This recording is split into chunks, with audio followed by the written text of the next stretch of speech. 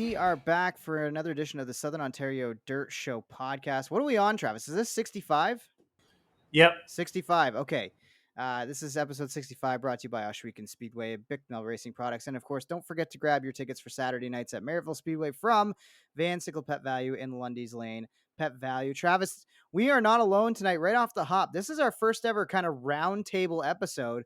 We got the crew chief and the driver of the 17C Sportsman, Travis Miller, and of course, none other than Jordan Cosco, coming off a big win on Humberstone night, Pete Cosco Memorial night at Humberstone on Sunday night. So, how's it going, boys? It's going pretty good. Yeah, it's going really well, man. It's going really well. Good to have you guys on.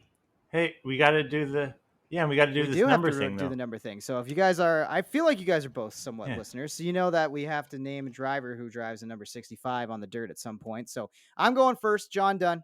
Who's your stock? Oh, I got a better one. I'm interjecting so that it doesn't get taken. It's Rust King. Oh, come on. Ooh. Oh, yeah. Well, that's a great grab. one. Great Can I grab. grab the 165? No. All right. Okay, fine. Yes, you can. I got We'll Cooter. give him one.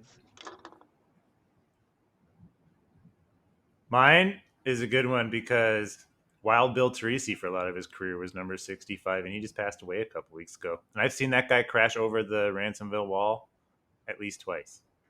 But like he was always out there, like he was racing in the 70s and stuff at Ransomville. So that's mine. He was number 7 whenever I knew him, but he ran 65 too. And Don Spadarico ran 65. I remember Spadarico. Good pick. So I like that. All right. That was like modified days. You were barely born. About right. Sounds about right for all of us here, except for you, Travis. So you're the old man on the panel tonight. Mm-hmm. So let's jump right into. We can go back to Saturday, but let's talk about Sunday first, because that was what a special moment. What a race that Sportsman event was on Sunday night.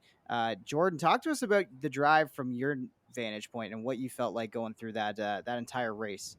I'll tell you what, those first 7 laps were the longest of my life. I felt like just couldn't get into a rhythm with all the yellows and everything that was happening. But no, it was a really good run. After that lap 7 restart there, a little bit of a jingle, we took the lead and kind of just never looked back at the end. I was just counting down the laps, and 30 couldn't happen faster enough. That's all I can say. Were you hearing gremlins or I was no? honestly thinking every lap it was kind of getting closer to the checkered. I was just waiting for the yellow to come out, something to kind of screw us over a little bit. But no, there's definitely someone looking above us. That was for sure. Were you thinking about that as you were racing, about Grandpa Pete and all that? And it was his race? Or no, were you just trying to hit your marks?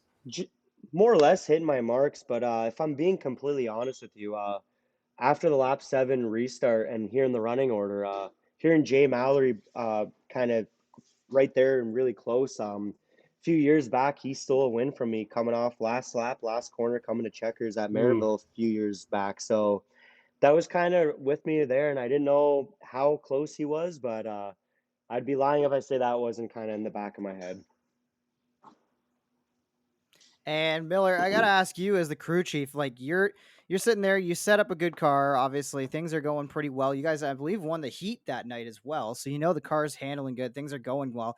How nervous, how stressed are you sitting pit side with the rest of the crew and probably some family members too? It was pretty bad. Like the first 7 laps were definitely pretty long. It was a little frustrating because you just kind of wanted the race to just start so you could just ping some laps off and really get it going. I mean, at lap 23, I walked back to the trailer by myself. It was me and Stephen Petty's mom, and I just had to walk in the trailer and just not watch the race. I just couldn't handle it anymore. It was a little too stressful for me. Nice. So I kept peeking out, and then I saw it was lap 27. I grabbed a couple beers from the cooler, got a little excited, and then lap 29, he came around the back straightaway, and I just kind of let's go rip and started walking towards the scales. That's awesome. That's a great perspective to have there. I want to ask you too, Jordan, when they had that big kind of mix up on the restart, it was kind of like a little bit of a combination of Nelson Mason didn't get going fast enough. He got run over by Cody McPherson. Cody definitely timed the start early, I would say, to get into the back of Mason and cause that kind of jam up. You were, I believe, on the outside of the front row at that point. Did you how quickly did you notice the field start to stack up behind you? Could you tell that restart was as big a mess as it was? Well, I could tell going down the back straightaway, the leader kind of slowed his pace a little bit, but I've seen this happen far too many times being at the track all these years that when you don't fire in front, especially being on the front row there, and if you don't fire, you kind of just can get eaten up like that and bad things can happen. So I just kind of told myself as soon as I, I got a little bump from behind there, I told myself I'm just going to go. And if they call it, they call it, worst case scenario, but at least, the car wouldn't be wrecked and I wouldn't be starting at the back kind of thing. So it was more or less just being able to identify the leader slowing his pace down and kind of trying to crowd us up a little bit. But when we made contact there from behind and kind of off to the side, I told myself, just fire. They call it back, then they call it back, but at least the car won't be wrecked.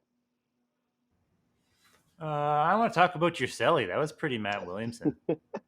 So the funny thing about that is like the victory lane celly. Yeah, and then there was a video after. So I know not a lot of the listeners nor you guys will probably remember or believe me, but I'm really hoping my crew chief here can vouch for me. But 5 years ago when I won my first race, I told him, I said we should have brought 2 beers out and done the Stone Cold Steve Austin, that celly, and should have made it our own. But we're not quite as good as Matt Williamson. And when I saw him do it for the first time, I was like, damn it, like he just took that from me without actually knowing. But I'm definitely not as good as Matt, but I told myself and told Trav that if it ever happened, like just bring the beers out, we're going to do it.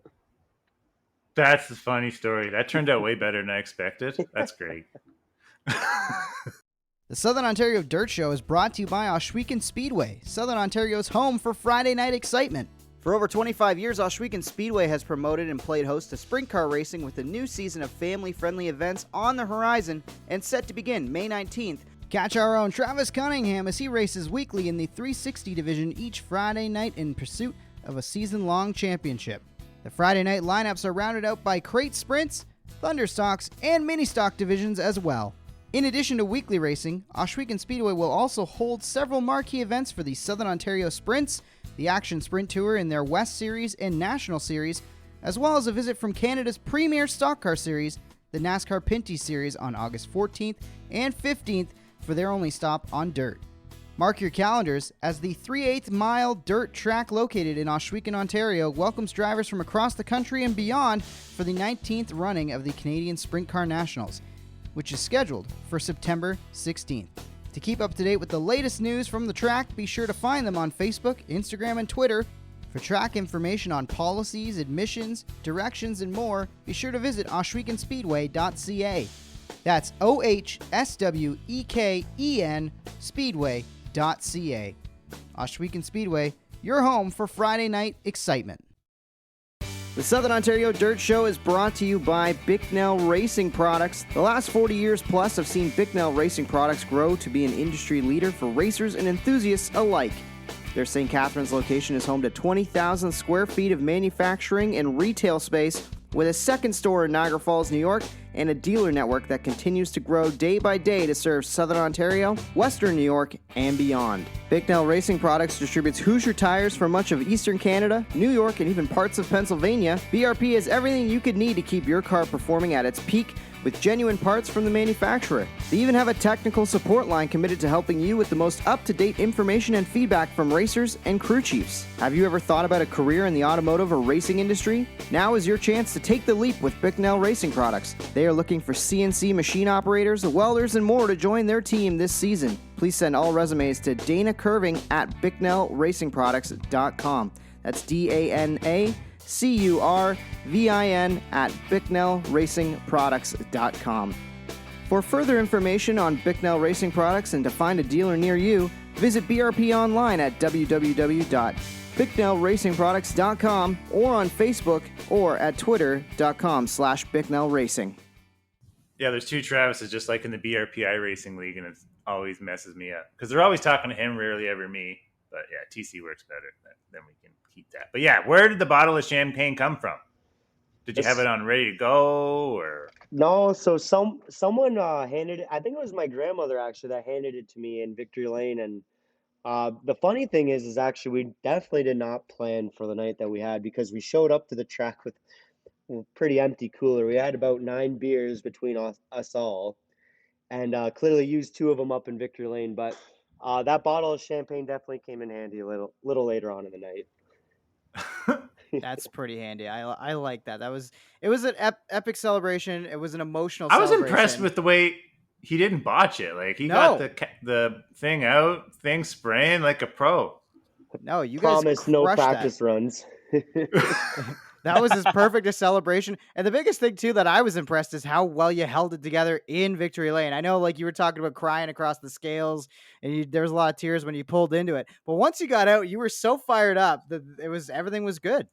Oh, I, adrenaline then. yeah, I don't know if I've ever felt anything like that. There was literally every emotion you can feel in your body. That's exactly what I was feeling.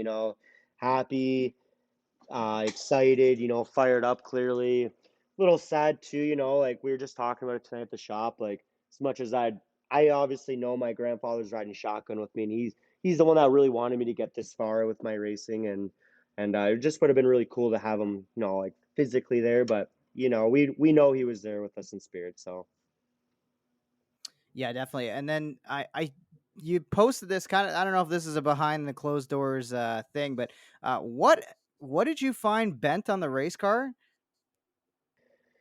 So we actually just found actually just washing the car tonight, the front panhard bracket up along the front axle of the car the bracket was completely bent, and the bolt actually sheared right off of the car. So we don't know if that actually happened either during the celebration going up the hill to Victory Lane, or if it actually happened during the race with contact with the lap car there. So either way, we were pretty lucky that it held. Yeah, like I don't. It's very weird, man. I don't know how it held on for as long as it did, but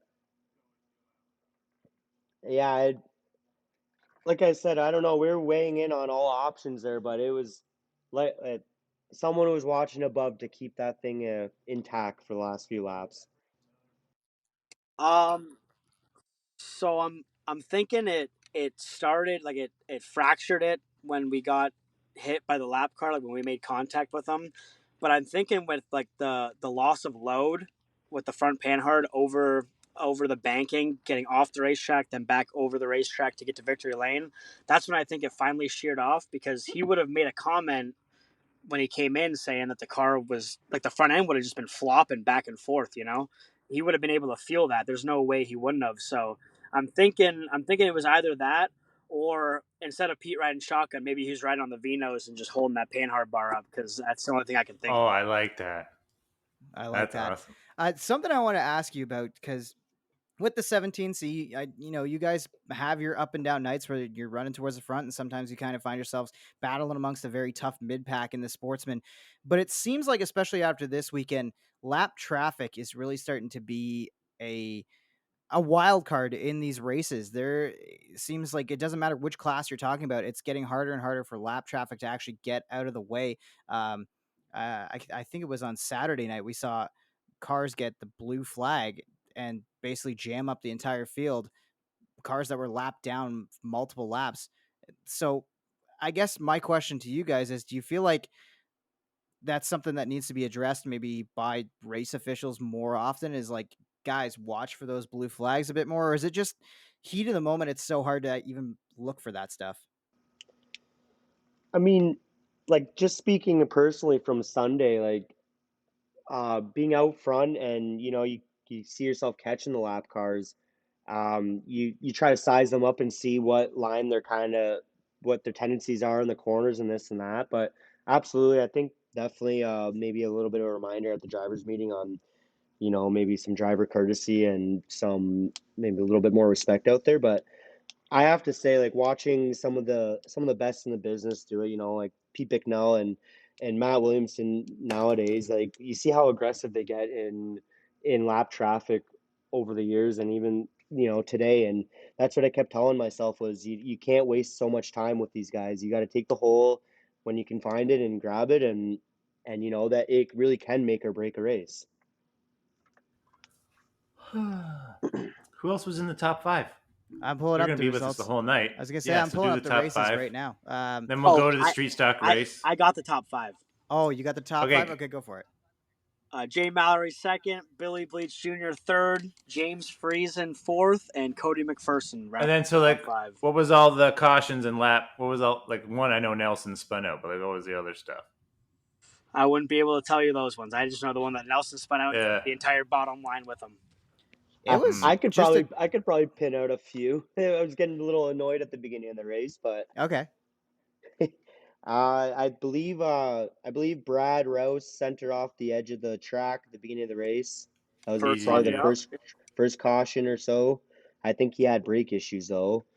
And then I believe it was the 7 of Jordan Dino Briga had a part malfunction on the back straightaway, slowed down the race a little bit. And then if I'm not mistaken, I thought I heard possibly a Chevy and a James Friesen incident maybe, but Holy. I think they did tangle at one point. I don't think you're wrong about that. I'm looking over who didn't quite make it to the end of this one or who was at the back. I believe Matt Sharp also had some issues as he was running up there for a bit and then ended up finishing in 21st. I don't know if he was one of the cars that got tangled though in that incident with Nelson and Cody McPherson, which oddly enough, those two cars were able to drive kind of back through the field. Like Cody gets up to 5th and Nelson still ends up in 8th. So good on them for recovering, I suppose. But it's kind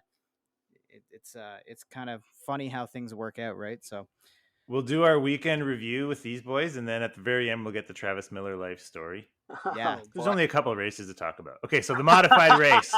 We have talked about the Sportsman race. It was the best race. I'm going to call it maybe the best race in Humberstone history. Got to be up there. It was a pretty good. Got to be up it there. was a good one. I mean, for stories. Good for stories. Fantastic. I think I would do it again for sure. For a story, but anyway. Okay, modifieds next.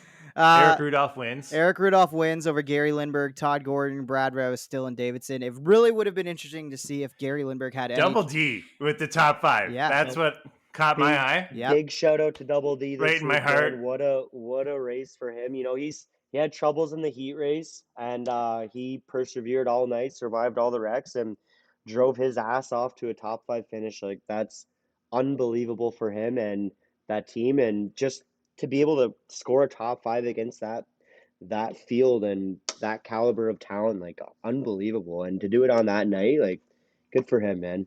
Hard charger too. It's not like he was out front. He started 17th and drove up to 5th.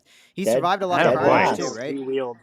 Yeah, he had a lot of carnage in front of him, and he survived and dodged it all. I shouldn't say that because he did get a piece of one incident, as I think there was actually more cautions in the modified feature than there was even in the Sportsman. It started early. Matt Williamson broke from the pole 4 laps rear into gears, lightweight. Yeah, the lightweight rear gears were initially qualifying only, but people started running them all the time and getting away with it. When they started, they were qualifying only. I'm just saying. Yeah. a little inside baseball. I was told that those gears were only 4 races old too, so there's something to think about. I saw someone online there's one ratio of brand that always breaks. Oh boy. Yeah. I don't know. But yeah. Either way, let's stay away from those ones, Jordan. Huh? Just be careful with the lightweight gears. Yeah, that's one way to get around that problem. I would have been interested to see what could have happened between Rudolph and Lindbergh if Gary got a little more track position. He started out 11th, so if he was a little further to the front, I think it could have been a bit better race. But he did kind of get to Rudolph, but he just couldn't find a way around. Eric had just the line figured out by the end of that race, and just especially out of 4, just gapped him every single time. It was really impressive to watch what Eric could do. Yeah, probably last 10 or 15 years, it's been probably Gary and Eric been the king of Humberstones, man. I've watched both those guys win so many races there, so to see them 1-2 is really no surprise there, that's for sure. Yeah, definitely. Let's move on quickly to the Hoosier stock. Well, I shouldn't call them Hoosier stocks. I got to call them Thunder stocks. I got to get my tracks right. Although street stocks at Humberstone, no, we're going Thunder stocks this year. They're Oh, all my paperwork At says Humberstone? all my paperwork says Thunder Stocks this year, which is kind of weird. I Okay. think it should be Street Stocks too, but I'm just going off what was written down in front of me. The GR Enviro Rail Thunder Stocks should be Street Stocks. We get it. Yep. It's an invader, but no surprise. Justin Ramsey gets the win over Dave Bailey, Brock Gregory, Kyle Pellrine, and Pete Reed. That was an absolute clinic from Justin Ramsey. You give that guy third place to start a race, he's not going to fumble the bag too hard. He shared a picture of his car from 2015 when he won at Humberstone, and I don't know how that body passed tech. yeah, I saw That thing would not pass tech today. But yeah, that was a funny story I saw on Facebook. Man, he had a great drive against Bailey though. He was there the whole race, and he was able to stay in front of him and maintain position, and it was just an unreal drive by him. Now, this is something for both of you guys because you have two unique vantage points in the pit side. Obviously, Jordan, you're getting ready to climb in a race car. I don't know how quickly you or how long you wait to jump into a race car before you go out for a feature. But Travis, how much do you get to watch the races before Jordan jumps in? I mean, we usually have the car ready to go on the racetrack. Probably, I'd say either halfway through the mini stock feature, like this is at Merrittville, obviously. Halfway through the mini stock feature to probably victory lanes during the mini stocks or like the middle of the mod light race. So we can watch the entire Hoosier stock race. And I gotta say, I think those have been some of the best races this year. Has been the Hoosier stocks or the street stocks or the Thunder stocks or whatever you want to call them. But they have been some unreal races. They are usually always side by side, and it's always a nail biter for sure. Yeah, and it was another dandy. I mean, yeah, it was the Ramsey show, and he started up front and held the lead most of the time. But watching Bailey try to run him down was definitely worth the price of admission, I would say, on that one. I meant to say, we mentioned bodies not passing tech. I forgot to mention with the modifieds. Big incident. No, that one did pass, but well, big incident with Freddie Carlton earlier in the night. Tore off pretty much the entire half of the race car. So he ran a feature and finished sixth with no body paneling at all on the right hand side of a modified. I mean, to be fair, he had the entire right side of the car off, which means you just have so much downforce on the door. Working like a sprint car wing, to be fair. But yeah, to add on to that story, I was talking to him during this week.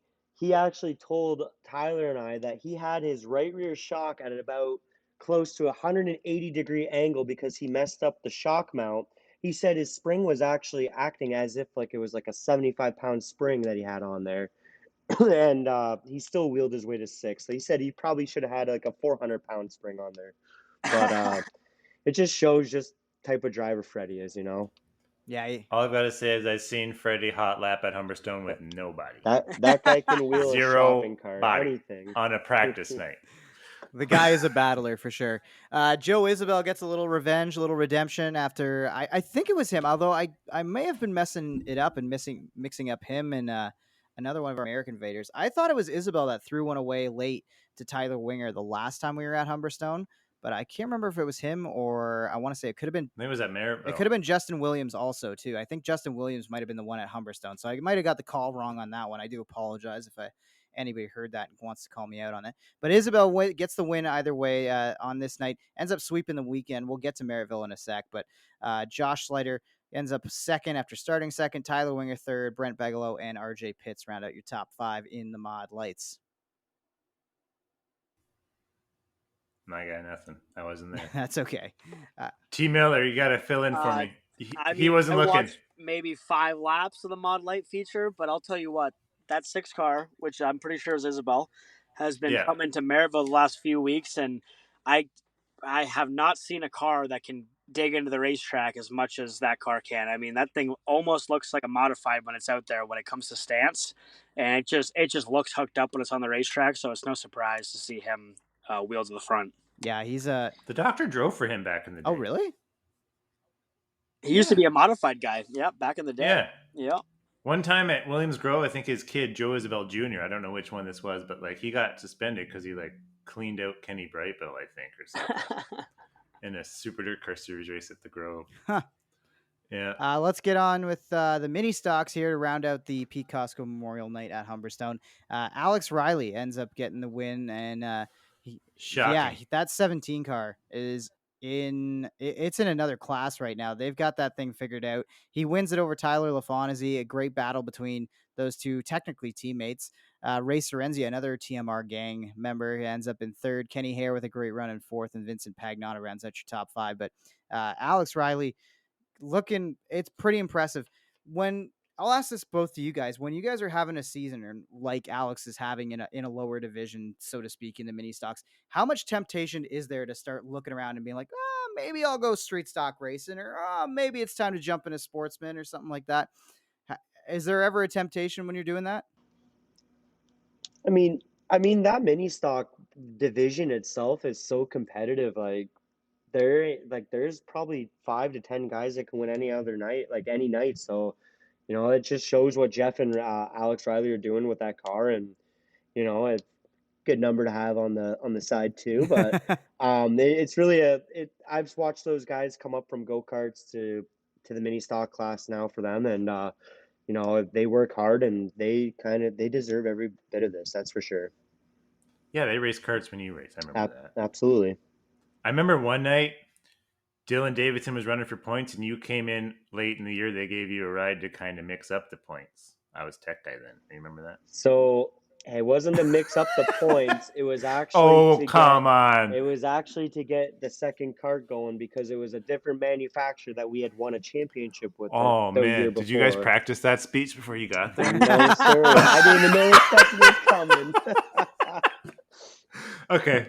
We got to go to Merrittville. Yeah, let's finish up. Let's get to Merrittville here. We'll get through the Saturday night racing. It was actually good to get back to Merrittville after how many rainouts we've had all season long. It's been a pretty wet season so far. And I got the wrong date. Hang on, let me grab the right results here. There we go. I know who won modifieds. Fast Freddie Carlton. Yeah, he did. Fast Freddie Carlton comes home with a big win over Scott Wood. One more lap. I think Scott Wood could have got there. It ended up being a bit of a drag race off of 4. I think Scott Wood It was a fantastic race. He raced like a 3-second lead, maybe. I think it was that high at one point. It was wild what Scott was able to do in the closing laps of that one. We were talking about it in the shop tonight and at the racetrack Saturday. Scott had an unreal car, and man, he could wheel that thing on the top like nobody else could. We really thought he was going to be able to get him. Like, shout out to Freddie for the win. That's awesome to see. Freddie's a great guy. But with the car that Scott had, you can't come into the pit area and go over the scales and not be a little bummed out for not being able to seal the deal there. Freddie was running the bottom? Yeah, he was. Yeah, I don't know. One night when I raced mods, Freddie put like 708 gears in it and ran the bottom in the old Jake Spraker car he bought back in the day. I don't know if you guys remember that thing. 706. And he won. 706. I put the cog in her and ran the rail. He said. Sounds like a similar night. It sounds like Freddie. It was really cool to see both him and Luke have wins, though, this year and break both long winning streaks, or losing streaks, I should say. That's what I thought when I think Freddie was just over 2 years since his last win. I think it was in August of 21. Or maybe late July of 21. Nice. So really good on him. Pete Bicknell brings it home third, Todd Gordon fourth, and Shane Pierce with a solid top 5 as well. So great to see Shane have that run. Shane. And we should shout out Dylan Davidson also with the started 6th, brought it home 6th as well. Almost a double top 5. Almost. Good run for Dilly. Good weekend for him. Yeah. Dilly's picking her up at the end of the year. I love to see it. Yes, sir. Go Dilly. Yeah, I like to see it a lot. See you in the BRPI racing series. Heartbreak of the weekend has to go to Matt Sharp, who had that sportsman race won Saturday night at Merrittville. And we mentioned lap traffic getting in the way. I believe there was 2 cars. One was not yet a lap down. One was already multiple laps down, I believe, after making a couple trips to pit lane. They were racing side by side in front of Matt. Matt just couldn't seem to figure out which lane to get in, and James Friesen runs him down and steals one late. I think that kind of just comes to experience there. Matt hasn't been in the car in the last little bit, and he's been running really well, and good on that team. They deserve every bit of success they're getting. But yeah, I watched the overhead a little bit, and he hesitated just for a split second on a decision with a lap car, and that's really all it took.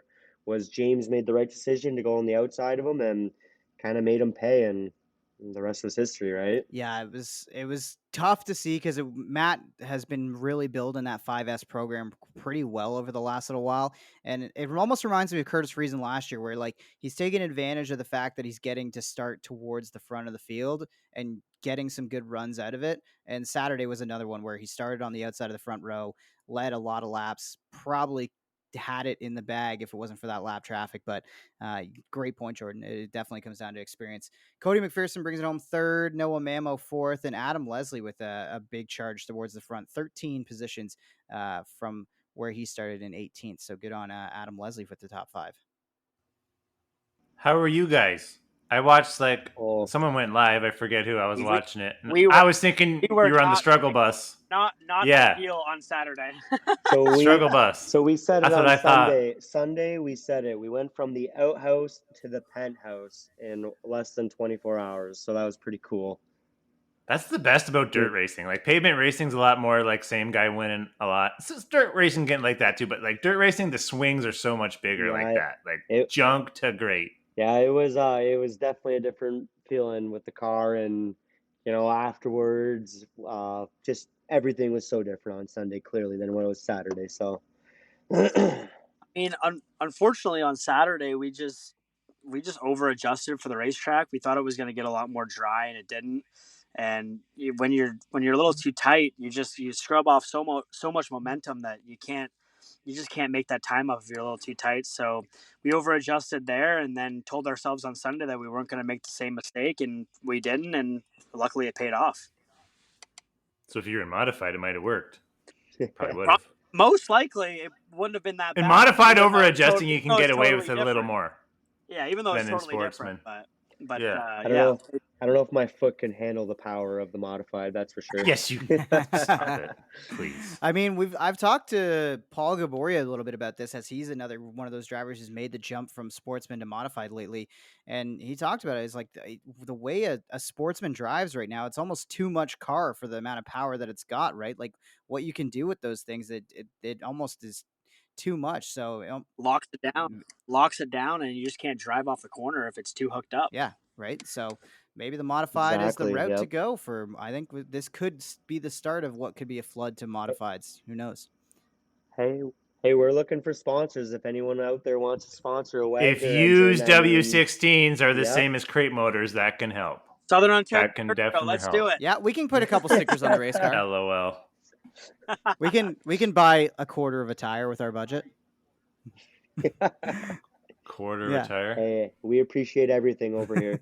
We'll see what we can do to help you guys out. Okay. Let's move on to the Hoosier Stocks. So that's Sportsman. Bailey gets the win over Pete Reed, Ron Logie, Jason Fontaine, and hell of a drive from Cameron Thompson, also picking up 15 spots. Should say Jason Fontaine went plus 17 from where he started as well, being out back after some problems in the heat race. So, but Dave Bailey show once again. Pete Reed did a good job tracking him down, but it was kind of similar to the race on Sunday night, on Saturday, where Pete just was there but couldn't find a way around Bailey. Yep. I wasn't there. These guys got to fill him in for me again. I'm going to chime in a little bit on the 1J that he had some issues in the heat race, but that was a hell of a drive from him. Shout out to Jay Fontaine and the crew, good friends of ours. But it's definitely no surprise seeing the 49 up there. He's been so good for Dave so Bailey. many years. Shocker. And he's hell of a wheelman. That's all I can say about him. That's for sure. Merrittville technically doesn't sponsor us, so we don't have to spend too much time. I was going to say. It's like a sponsor adjacent because of Vansickle, Pet Valu, and Lundy's Lane. So we'll get to the mini stocks in a second. I do want to make a point. Yeah, Alex Riley. They're the one that I know. I do want to make a point, though, that that looking at the things, the way things were going at Merrittville, I thought it was kind of interesting to see Bailey get back out there and have a dominant performance. Not truly dominant, not as dominant as we've seen him, but it was good to see him. I asked him in Victory Lane how good it felt to be back in a Hoosier stock after running the Pinties on Ohsweken a couple times last week, and he said he felt like Superman the first time he dove into turn one at full speed in a Hoosier stock, the way things turned and rotated. So that's because of that grip. Have that grip. Imagine that. And probably, honestly, race cars with grip. I don't want to say it. I don't want to say it, but I think the Hoosier stocks might be faster at Merrittville than the Pinty's cars are at Ohsweken. I think you're absolutely right there, Jonathan. The Hoosier stocks are faster at Ohsweken than the Pinties are, but that's not a story we're going to talk about. I think we do need to talk about Brent Bigelow being foiled on Saturday night by Joe Isabel, who ended up completing the weekend sweep after winning on Sunday too, but started things out with a great run. Starting 7th, gets the win in the mod lights over Bigelow. Winger Leroy Buscombe with a solid run after starting on pole, brings it home 4th, and Rob Meisner gets the top 5 as well. No, it's the mid 2000s, Americans invading and winning in the mod lights. No, it's definitely a testament on is it Isabel or Isabella? Isabel. The number 6? Oh, Isabel. Yeah, it's definitely a testament on their race program because we've watched Brent last 2 years, and racing with him in Sportsman, he's so smooth, and he's been one of the class of the field, him and Josh, and to be able to beat both of them and in such short amount of time, like that's pretty impressive. Yeah, that 6J's really put together a nice program the way that they're coming along. So good on them. Alex Riley gets the win in the Vansickle Pet Value PV on the lane, 4 cylinders. Tyler LaFontaine brings it home 2nd. Austin Worstrow 3rd. Ray Sorrenzia, Rob Goulding. And I know we said the Sportsman at Humberstone was the race of the night there. This is a close second to the race of the entire weekend because they were 3 wide coming to the line. Alex Riley, LaFontaine, and Worstrow. A great side-by-side drag race finish between those 3. I remember Kyle Miller losing a finish like that to Kyle Rothwell. Yeah, he likes to bring it up all the time. I love bringing that up all the time, I guess. But no, the mini stocks really they can really run good if everybody has their cars close. Like they don't really get that spread out, and if they're all close at the end of the race, you can definitely bet that they're going to be side by side to the line for sure. Folks from Vansickle Pet Value and PV on the Lane aren't just fans of your favorite 4-legged friends, they are race fans too.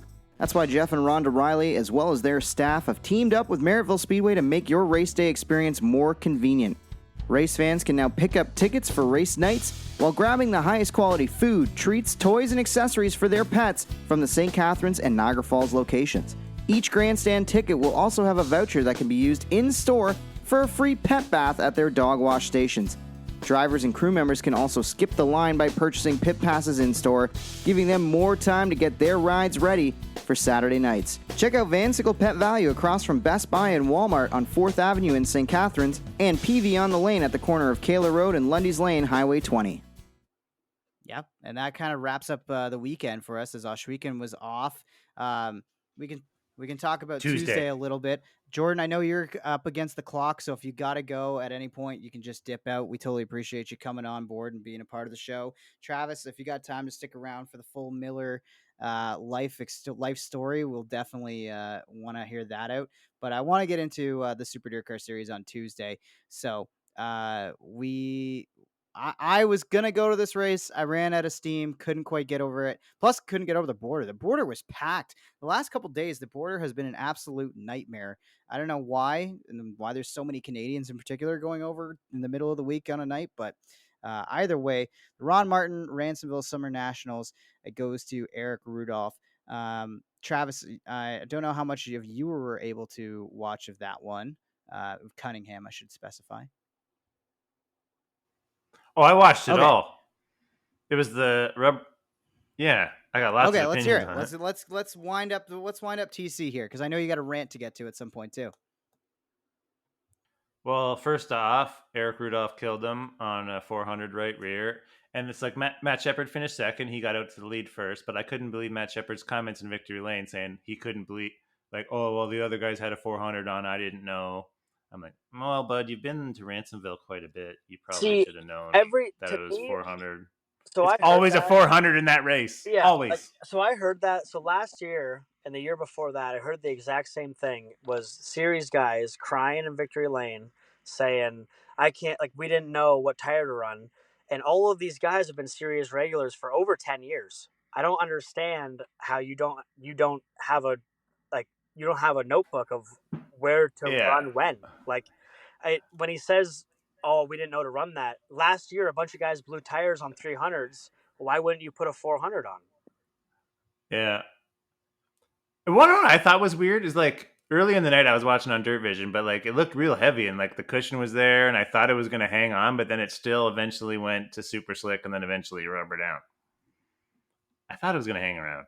Yeah, I thought it was I just thought it was a What do you little guys bit think? strange that like it just seemed like the way that the track changed a bit more than I guess I anticipated, especially after going there and calling a race and then watching Travis, you run in the sprint cars. I kind of thought things were going to be different. I thought there was going to be maybe a bit more of a change to it, but I kind of thought it just, once it rubbered in, like that was the racetrack, right? Yep. And that's why Rudolph was able to pass Shepard, just because his tire was still going and stuff like that. Well, What Matt else happened Williamson that went night?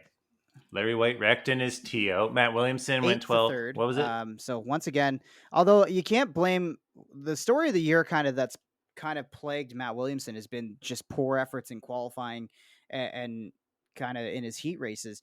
You can't say that was the case on Tuesday because he was fast early. No. I believe he won his heat and then ends up drawing 8th. Like he just gets the poor draw that kind of cost him. But yeah. He was a little too. I'm going to say he was just a little bit too aggressive early and he hit the cost wall. him a That's a little great bit. point. And He then did hit the wall like on lap 2. He threw a slider on Pots and Pans, Mr. Mahaney, and then kind of hit the wall a little bit. Mandy's camera caught that perfect. I watched it. Went in a little hot. And That's what happened. He went a little hot a couple times. And then later in the race, like he got squeezed big time. That Mandy's camera also caught that perfect. And like he was 3 wide in the middle and they squeezed him out. So yeah, it's one of those nights for him. Still got to the podium. We have to give a huge shout out to Gary Lindbergh, who started 25th and finished 7th. Yeah, ended up wrecked with our boy Dalton Slack on the infield. Pretty sure he did that with a Wagner, by the way. I think so too. I'm pretty sure he had the W16 in it. And Dalton passed Max McLaughlin with a few laps to go for 15. So I was pumped about that just because he passed Max. Because I've never, I think I'm on the struggle bus this year, but Max McLaughlin is on the struggle bus insanely. He started the year he started the year really strong too, and everybody was. Volusia doesn't count though. Volusia is so different. I agree. For the mods, especially. Everybody was all fired up and ready to go for Max to have an unreal breakout year, and unfortunately, we just haven't. And he had a hard time too in his big Xfinity ride too. Like he had a hard crash at Watkins Glen in that thing, so that's tough to see. You hate to see it for Max, but if anybody's able to bounce back, it's going to be him. You mentioned the Larry White issue. We didn't mention the other driver that was involved in that one, Pete Bicknell. He ended up with a lot of damage out of that and still drove it home 11th. 400 tire, driving by the big blocks that didn't know they had to run a 400. Shocker. And just to clarify, he did that while getting a front clip put on his car today. So yeah, it was. Thing had some body panels mangled on her, and a clip, but he was able to push through and finish 11th. But that's also just a veteran racing at a track that he's raced at for a long time. He had to start second last or something. He started deep.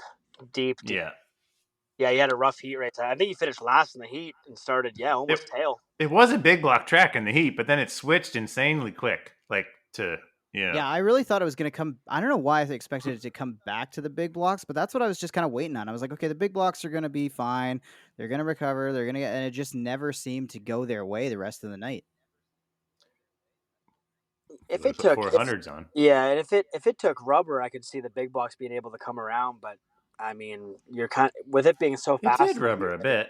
Yeah, if you're seeing it so fast in the heat race, it's almost too little, too late for it to take rubber as good as you want it to at the end of the race. And now, boys, you guys are going to get to experience what is a staple, a rare staple of the show, but you're going to get to experience it firsthand.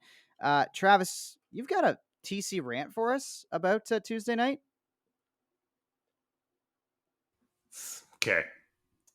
A lot of Super Dirt Car Series and Sportsman races do this, but I hate when they do double B mains, especially when there isn't that many cars in each. Because Tuesday night, the Sportsman B mains or last chance showdowns, as we like to call them on the dirt car stuff.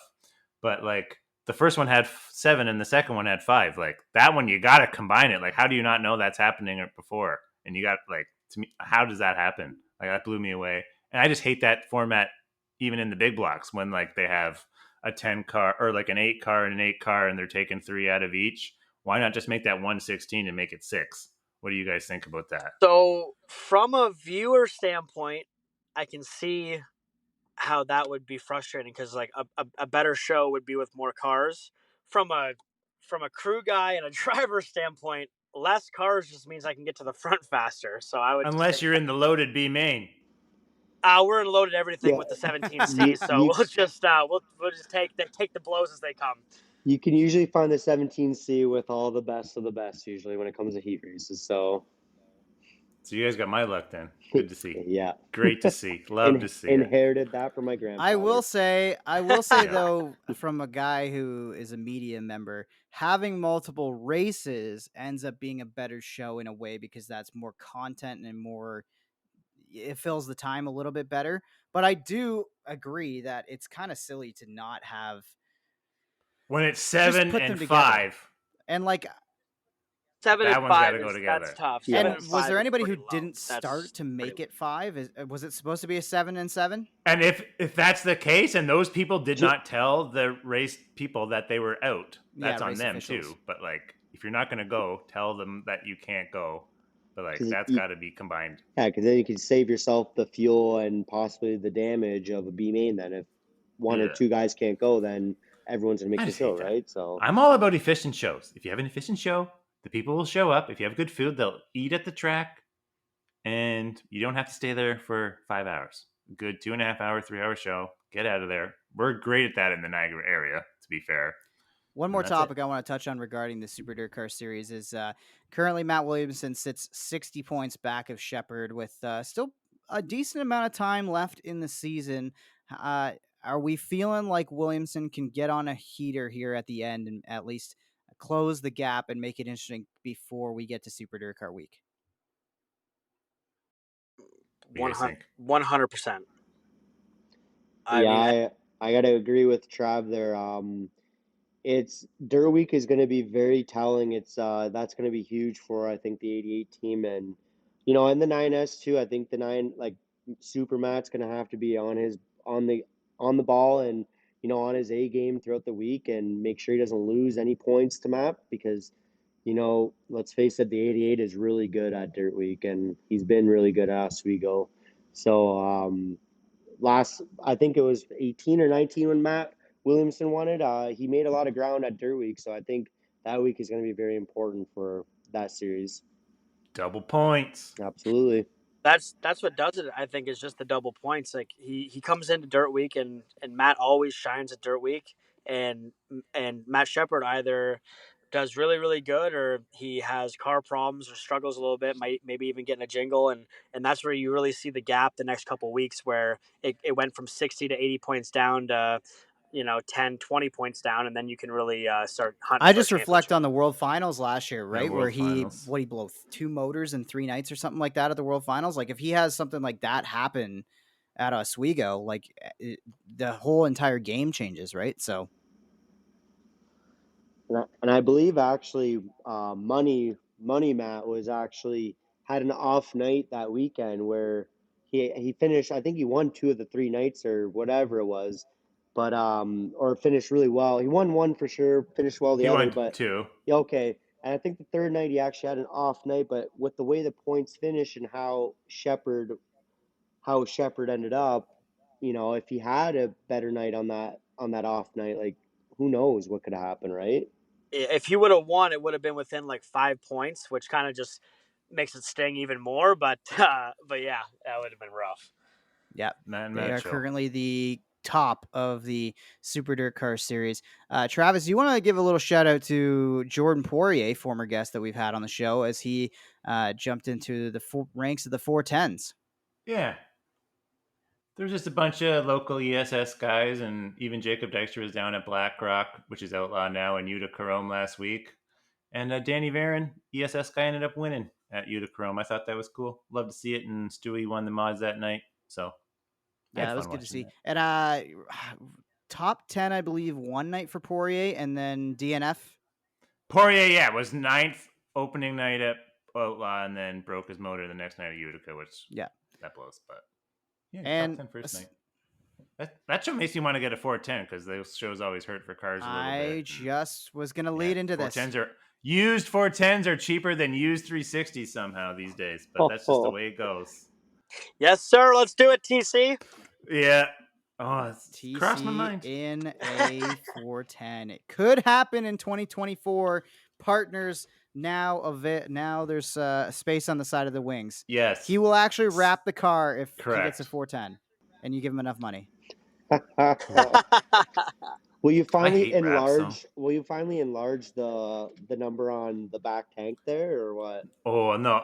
People have tripped me so much on that. I almost have to keep it small just out of principle. Should make it smaller Even next year. It's smaller. Hunsinger made it way smaller than me. Just even your backed me boy up. Stratford finally's got a nice wrap on the car, and that's still mostly black, but it's at least it's a proper design on the race car. So you are one of a few. I saw that thing. His old one was proper. That one's just as proper, but there's nothing wrong with just No, the the number. old one His looks good, but colors the were new one- perfect. The new one's clean. The new one's The clean. new one's clean. I That like one's it. pretty Good. crisp. I can't lie. Yeah. All right, TC. I think it's time we get into. We've had Cosco on the show before. But Yeah. we've never had crew chief Travis Yeah. Miller, who's also Return. former driver and hopeful future driver as well of maybe some modifieds and maybe some sportsmen. So, Travis Miller, let's talk a little bit about your life in racing. Yeah. Oh, Dan Miller. Oh boy. Got to start with Dangerous Dan and Stewie driving. Start with that. Yeah, my dad started racing in pretty sure 2000 or 2001. Was never a guy that you would say is competing for championships, but he knew how to have a good time in the pit area. He was He won a few. yeah, he won 3 races. He was really good buddies with Pete Bicknell through his racing career, and they kind of traveled together and had some times on the road. Pretty sure Stewart raced for us in 2004 a little bit, and then the full tour in 2005. Got his first small block in with my dad at Brockville. Got that memory that TC actually sent to me a couple weeks ago. And I'm gonna say it wasn't his first actual small block win, though. I'm gonna say it. No, I don't think it was his first small block win. But It wasn't. I think it was his first No win. But I'm not sure. No, he won Fulton the year before. But maybe, I don't know. it was still good. I was just like, gotta correct you. I would have been 7 years old, so my memory definitely. Your dad always says that too. I always bust him on that.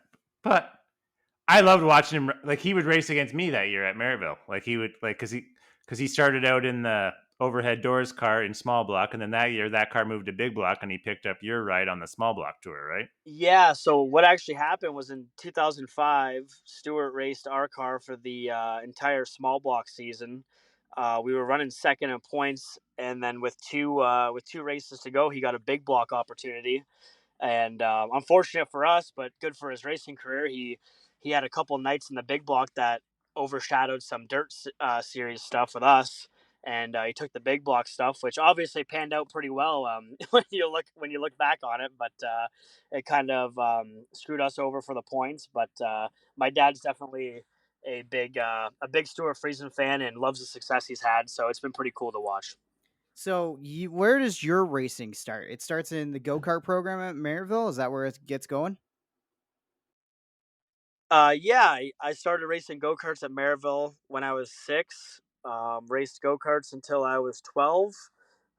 Raced a couple of years in Sportsman at 13 and 14. And then my final years were in small block modifieds at Merrittville when I was 15 and 16. So you haven't driven at Merrittville since you were 16 years old. That's wild to me, because that's when we're usually talking about guys getting their careers going at Merrittville.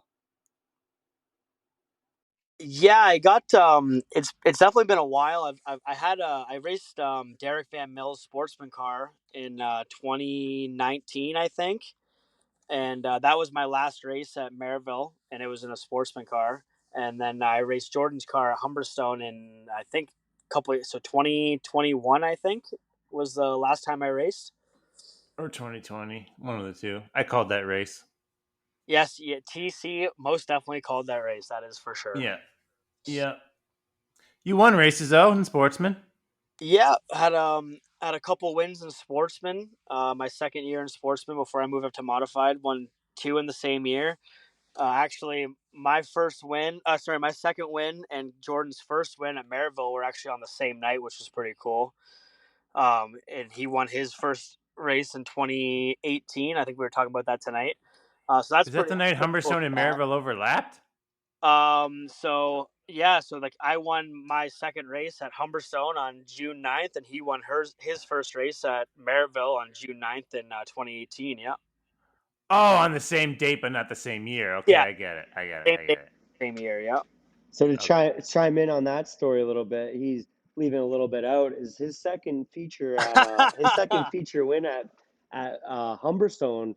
I don't know if a lot of people remember, but we actually finished 1-2 that night, and I was only in my first year racing that year, and decided to venture off to the outside, coming to the checkers, and little did I know I pulled up kind of beside the 22 junior at the time, and probably another lap or two I may have had something for him, but I get on Trav for getting that win. Hey, the 22 Oh, camp. please. The 22 camp likes to keep that under wraps. All right, that's Yeah.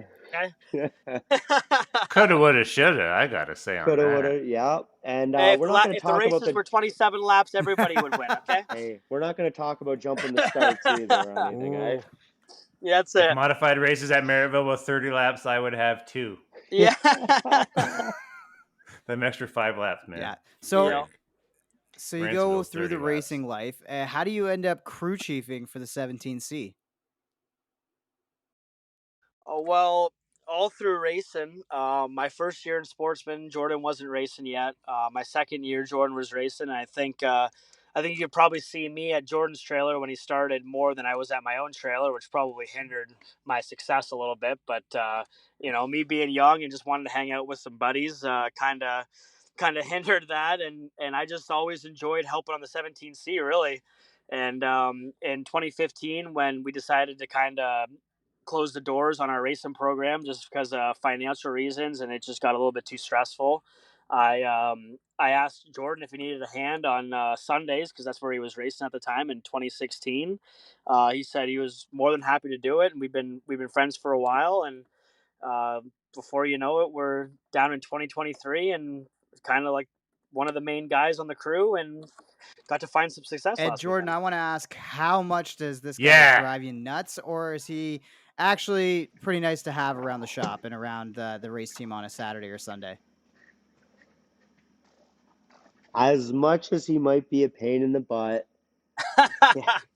he's definitely my best friend at the end of the day, and he's someone that I can always count on, whether I being at the shop once, twice, 3, 4 times even during the week. He's here. Last minute road trips to go to a race, he's there. I can really count on Travis to be there for me through thick and thin, and he's definitely one of the biggest reasons why I'm here today where I am, and a big part of why Sunday happened, and I couldn't be thankful enough. He is a good crew chief. I can vouch for that because the first time I saw him in action was this year earlier when I hung out at your guys' trailer earlier in the year at Merrittville, and he was on his stuff, and he ain't kidding. He has his stuff ready to go, mini stock feature. He's working nonstop till then, and he's watching. He's on the ball, man, and he's always constantly, I'm gonna say he's always constantly bugging me on at the races. What do you want to do with the car? And he wants to get her done, and wants to know He what should I'm just start feeling, making and adjustments when you're in the car. no, I Do don't his like own that. thing. No, nope. I've I done wouldn't that to like Chris that. Steele before. Yeah, he didn't like it either, but I would just do it. Yeah. So Miller, I gotta ask, you're still a young guy. I mean, both you guys are younger than both of us. Does driving appeal to you still? Do you want to get back behind the wheel? I'll give you this platform to maybe open the phone lines at least and see if maybe somebody will pick up the phone and get Travis Miller back behind the wheel. Yeah, I mean, as much as I love, I at the end of the day, I love wrenching on race cars. If I could do it as a full-time job, I would.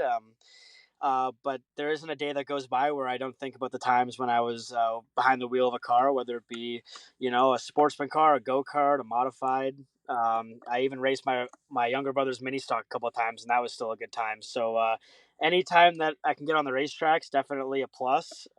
Definitely have plans to do it in the future, but unfortunately, where I'm at in my life and financial stuff, you can't really make it happen. But we're definitely going to do everything we can to get there. And as of right now, I love wrenching on the 17C and hanging out with my buddies and my friends in the pit area. And when you can find success and do that at the same time, it's definitely a good time. Love it. Love it. Okay. Give him the question. I don't Did remember, Jordan answer did that we give you already? the question I think about he did. what one racetrack, one race car to race out the rest of your life? I think we did give you that question, I think. Yeah, you gave me that question. Okay. You got to get that Okay, to Trav. Travis, one race car, one racetrack to drive out the rest of your life, one final drive. What's the pick? It can be anything you've driven in the past or something you've always wanted to try driving somewhere. Can it be a racetrack that's not around anymore? Yep. I'm running Anything. I'm running a big block modified at the Moody Mile. That's 100%. I love love it. to see it. A funny story. I had an opportunity when I was in my second year of sportsman. My dad looked at me and said, we were going to move up to modified, and we had made the decision. And he looked at me and I said that's going to be awesome. Let's do it. And he goes, you want to run Syracuse this year? And I looked at him dead in the eyes when I was 15, and I said, I don't really think I got the balls to do that yet. And that year, they ended up closing the doors, and I think that's one of my biggest regrets in racing because, wow, that would have been an experience. And Miller Motorsports has a pretty good experience at the mile. I think he finished 5th with Stewie or something like that. Fifth with Stewie. We finished 4th at the mile with Larry Lampman. And that year was insane, though, because you crashed in the big block heat and you had to put double clips on it in the pits. Double clips in the pits when it was pouring rain. Yeah, it was a good time. Yeah. And then, I don't know if your old man's lying on this one, but he said when he put it on the scales, it was within like a pound or two of left rear weight after double clipping it in the pits. I'm telling you, I don't know. Like, he wasn't lying. With our cars and like solid floor stuff, every time that we would fix something and put it back on the scales, it was so close every time. It was honestly ridiculous. Because the clips aren't much on the dirt modified. Like, yeah, all the setup stuff, like all the shocks and everything were set to height. So I mean, and honestly, I wouldn't think that's a far story. Yeah, it's not that it's not much. It's just they're easy to fix. Like the way our front clips come off, and then you grind it out, and those spots come in. And you just put the new clip on. It's literally got locating spots. Yeah, it's just easy to switch them around. That's awesome. Yep. Well, boys, thanks for taking the time. I know it's a late one too on a Thursday. Kept you up. It's been thanks, boys. It is. I That's gotta Jonathan's wear that fault. one. I had to go and lose one and win one in a doubleheader. Okay, tonight it was close. All right, so but either way, you guys are two great young talents, both behind the wheel and drinking some beers on the pit lanes as well. So and on the wrenches and it's blast having you guys on the show for the very first ever roundtable. This is the first time we've ever done this with two guests the entire episode. So thanks for taking the time and being a part of a new experience for us. They both work at our sponsor BRP with us, so shocker. Thanks for having us, guys. It was really Jordan works for Pete's Automotive, technically. Yeah. He gets to keep a clean shirt. On, though. Travis also is fairly clean, and then there's us grinding away. You're the one that gets dirty. I think you're Dragon the Boy. BRP that gets dirty as you there, bud. Come work a wire wheel for an afternoon and grind some pipe, and then tell me how clean you are at the end of your shift, okay? For sure. I totally agree, bud. You keep doing it. Yeah, but you don't got to wear white shirts. Hey, that shirt has my name on it, okay? That was my shirt. That was from when I played a gig, the last gig I ever played, okay? Travis, I'm sure, still has stuff from the last time he raced. And you're destroying it at work? I wouldn't destroy that shirt at work. Bus for a Cause, 2019. It was a good time. To each their own, I guess. All right, guys. Take care. And thanks for being a part of the Southern Ontario Dirt Show podcast. Thanks for having us. Cheers, Have guys. a good one. Thank you. And the checkered is out on another episode of the Southern Ontario Dirt Show presented by Ohsweken Speedway and Bicknell Racing Products. Like what you hear, rate, review, and subscribe wherever you get your podcasts. Connect with us on Facebook at Southern Ontario Dirt Show or find us on Instagram, Twitter, and TikTok at SODS_pod. Have a question for the show? Email us, southernontariodirtshow@gmail.com. Thanks for supporting local racing in Southern Ontario, and we'll see you at the track.